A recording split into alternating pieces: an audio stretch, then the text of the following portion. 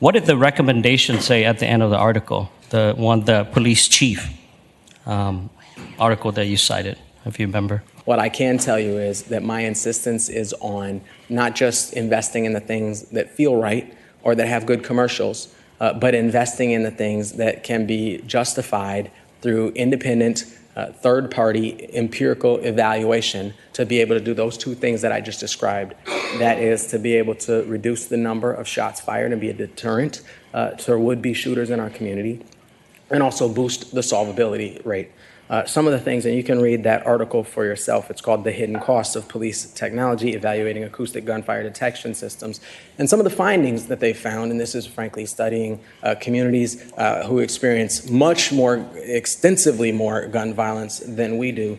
Some of the things that they found is that while those calls produce much less actionable, the automated alerts produce significantly less actionable data in community for officers to follow up on and investigate. That when neighbors know that they have a ShotSpotter system in their community, they're actually less likely to call 911, call in the human call, because those automatically generated calls produce 0.9 founded crime incidents per 100 alerts, and the human calls produce 7.6 founded crime incidents per 100 alerts. What they found in this study, again in Police Chiefs magazine, was that you can run the risk of creating significantly more work and opportunity for officers to chase calls while actually producing significantly fewer founded crime incidents. One of the things you asked about recommendations, it said that, and this was studying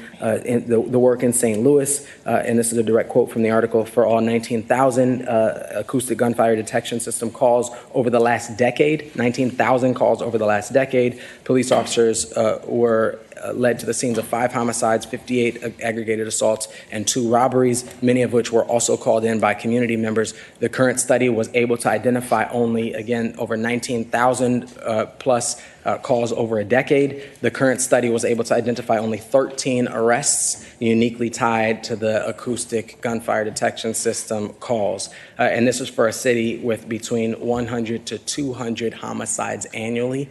So you can do the math to determine what we could expect over the course of a decade for a city that has the significantly lower numbers that we have in St. Paul. It says that results show, you asked about a recommendation, results show that AGDS, acoustic gunfire detection systems, simply seem to replace traditional calls for service and do so less efficiently and at greater monetary cost to departments.